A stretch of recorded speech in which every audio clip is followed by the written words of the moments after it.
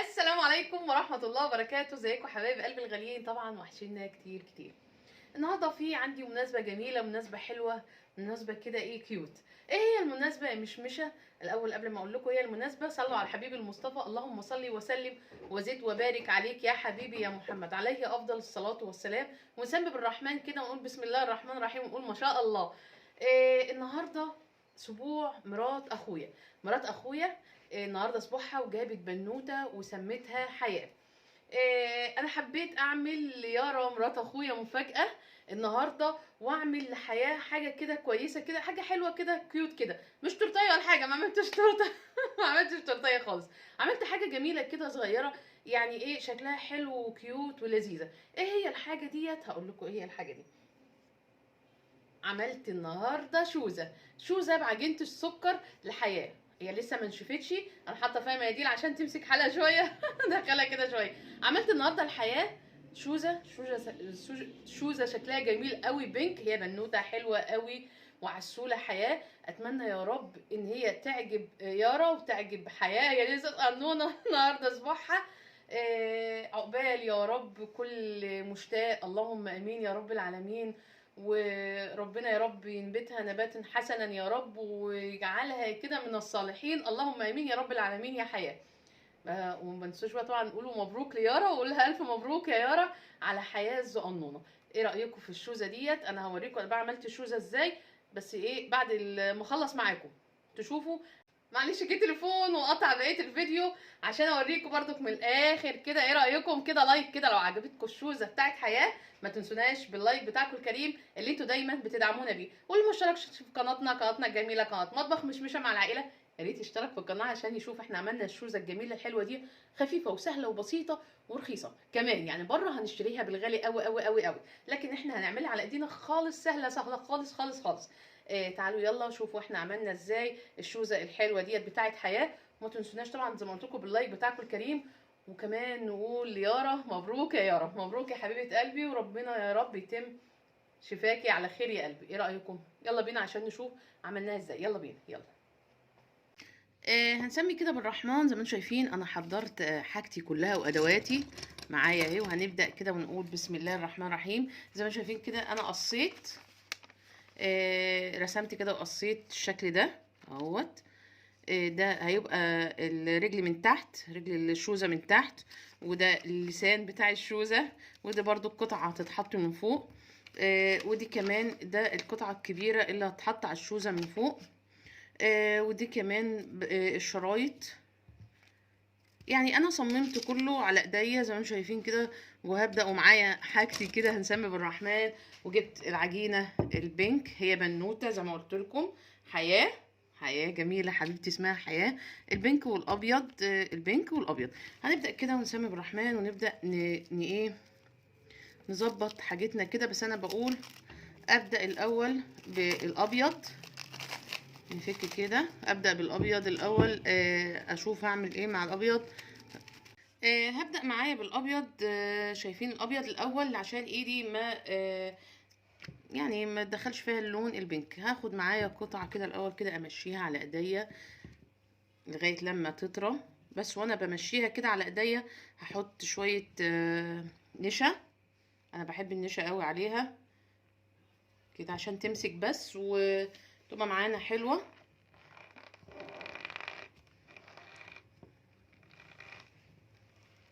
ممكن كمان مع النشا نحط شوية سي ام سي.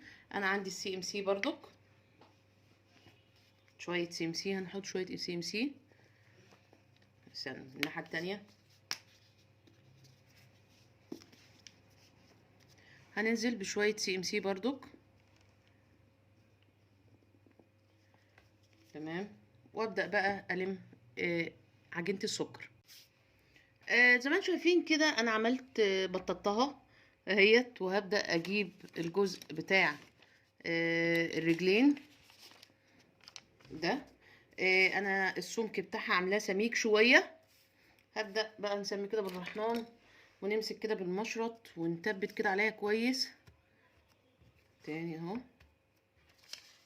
شايفين. هنزل بقى امشي بقى بالمشرط كده عليه، اقطع.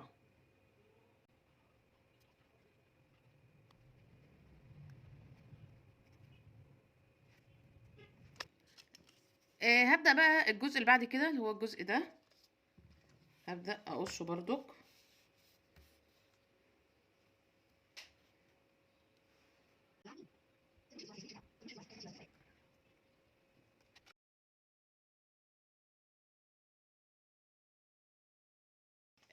دلوقتي هبدأ بقى في الجزء البينك زي ما انتم شايفين اهوت. هبدأ بقى ان انا برضك اقطع. انا فكيتها وعملتها بالنشا والاس ام اس. ابدأ بقى ان انا احدد واقطع.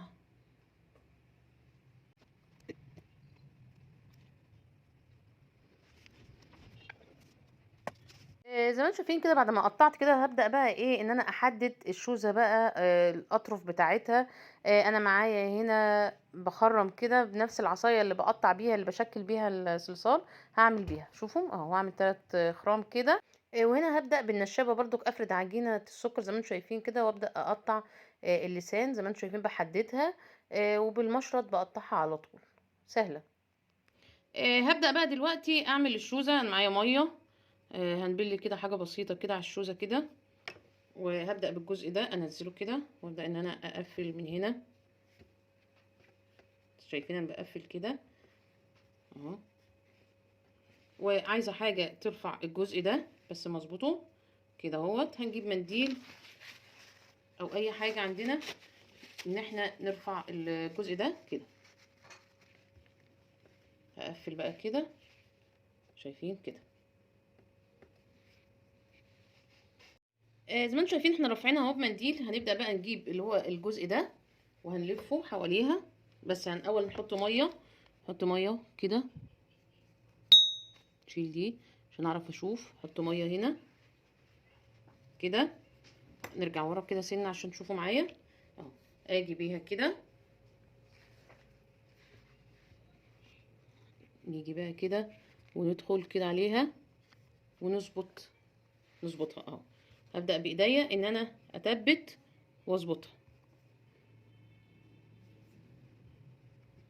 اهي.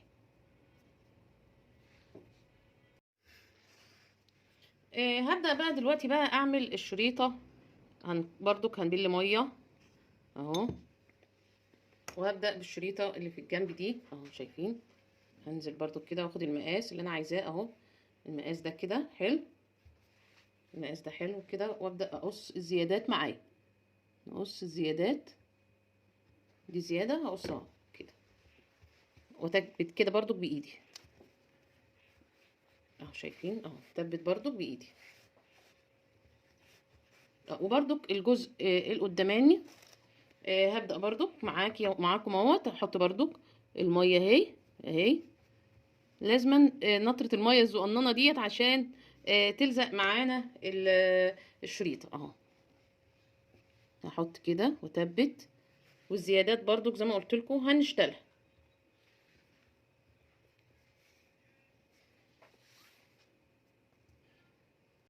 في جزء انا كنت نسيته خالص معلش انا اسفه. انا بعد ما حطيت دي نسيت احط اللسان بتاع الشوزه اللي هو كده. انا اسفه يعني يا جماعه، معلش اعذروني. اتلبخت خالص اهوت. احط ده هنا كده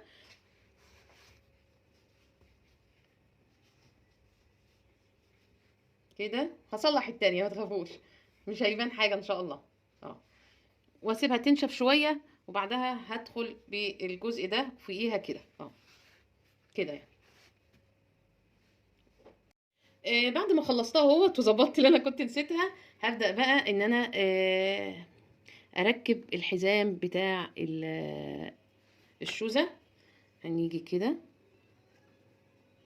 لو في قطعة زيادة هنشتلها. اظبط كده عشان ايه نضم كده مع بعض كده اهو. حلو كده اهو. اضمها من هنا. خلاص زي ما انتم شايفين خلصت اهو بالمنظر ده اهو الشوزية. هعمل بقى كده هنا ميه كده، واحط الميه برضك. وابدا اخد اللون البني ده واحطه هنا زي كليبس كده اهو. واضغط بايدي، شايفين كليبس كده. وهنا برضك في الجهه دي كده اهو. واحط اللون البني زي كليبس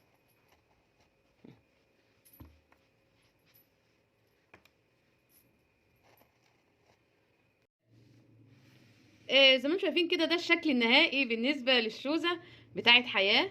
ربنا يبارك فيها يا رب ويحميها ويحفظها. اتمنى يا رب ان يكون عجبكم، واسيبها بقى تنشف، وبعد ما تنشف اخدها واوديها لحياه. ما تنسوش بقى تحطوا المناديل كده عشان تفضل ماسكاها كده عما تنشف. شايفين كده. يلا في رعايه الله وحفظه، واتمنى يا رب تكون عجبتكم. يلا سلام.